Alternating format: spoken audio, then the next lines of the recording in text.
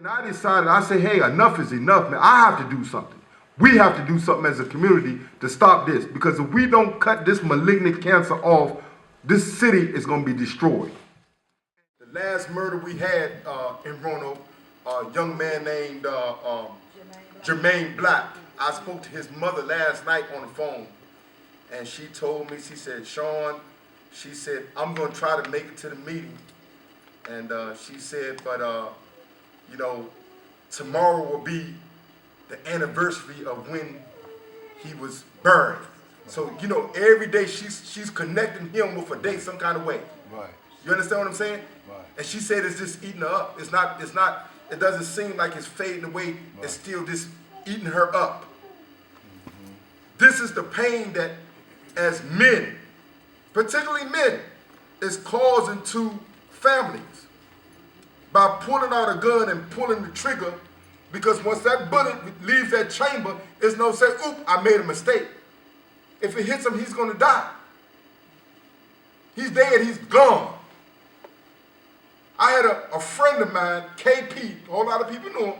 KP got murdered downtown. Everybody knew about that one downtown at the club one night.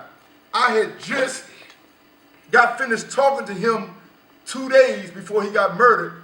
And I talked to him when he was in jail, and he said, Shawn, man, I'm gonna get myself together. I'm gonna do the right thing, and I'm moving forward with my life. He opened up a tobacco shop. He was doing good. I went down there and visited him. I mean, he was just doing good. Went out one night with his family and got in a situation and ended up dead. Me and my wife was laying in the bed looking at the news, and I told her, I said, let's find out who that was. And she punched it up, and I said, no, that can't be him. I said, go to Facebook and pull that up. And the picture popped up, it tore me up. It was him. Dead. The picture's in my phone right now. Seem like God won't let me erase it. It's sad. Murder, murder, murder, blood. 30 years old and dead. That's it. That's it. But I'm going to tell you, I want to thank everybody for coming out here tonight, because this right here shows. This right here shows what's going on. And these are young men out here, Captain. These are young men and women out here. This shows right here that somebody cares. So what we're going to do is we got the 100 Fearless. We got the 100 Fearless. And what we're going to do, we're going to get together. We're going to go through some conflict resolution training and other training, CPR, first aid, anybody that feels like they need some self-defense training or just in case something go down, we're going to train you before we put you out there in the street. And what we're going to do is we're going to be a community patrol, and we are going to patrol our community. We're going to establish teams. Each team is going to have a captain. Each team is going to have a captain, and it's going to be teams of 10.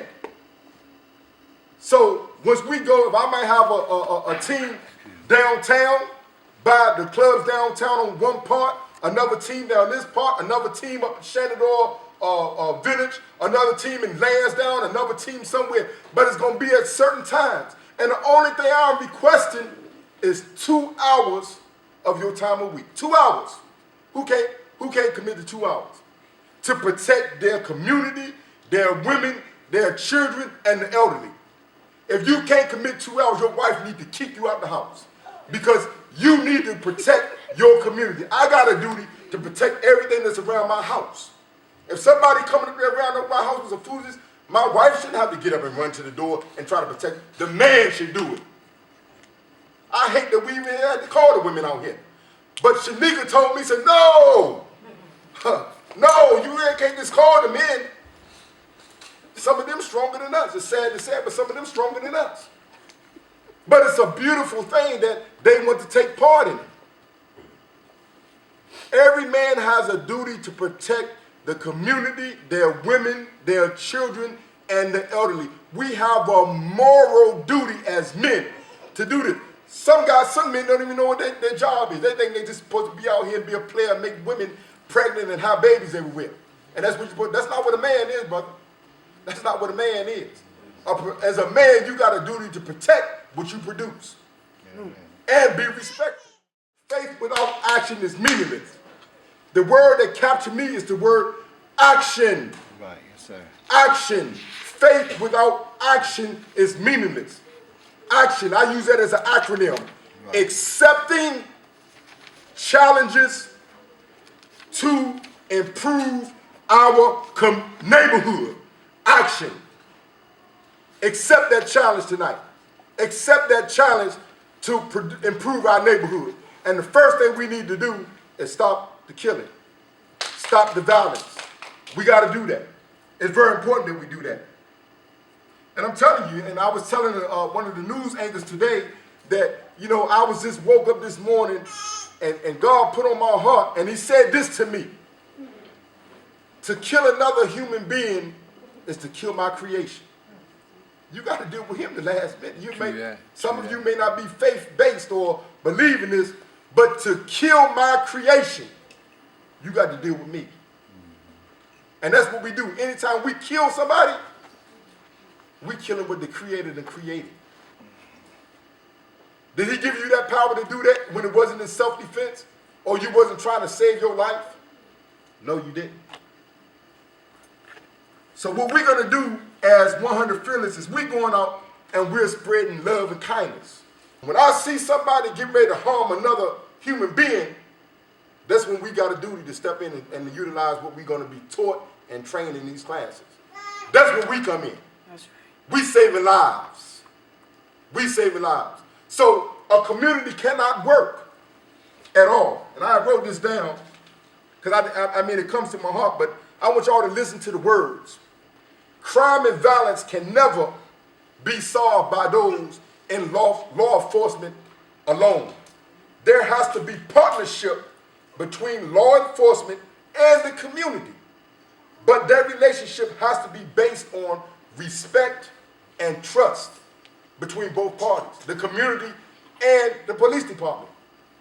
And I can say myself, I trust our police department here in Roanoke.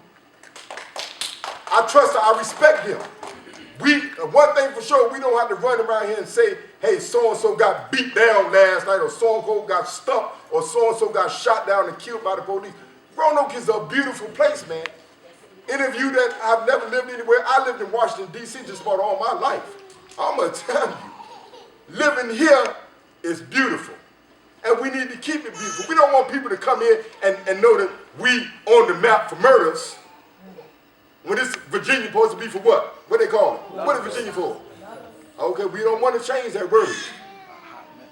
And that's for real. But anyway, it is known that crime and violence in the community is a social problem. It can only be solved with all of the social agencies, grassroots organizations, and religious groups, along with law enforcement working together. And that's what we're going to do. We're going to work together. So what I want to do tonight, and I'm not going to pressure nobody, but I want to do tonight is I want everybody in here that willingly wants to, in their heart, that care about themselves, about their families, about our community, and as we move forward, will be willing to volunteer to be one of the 100 Fearless Peacemakers. Raise your hand. Thank you.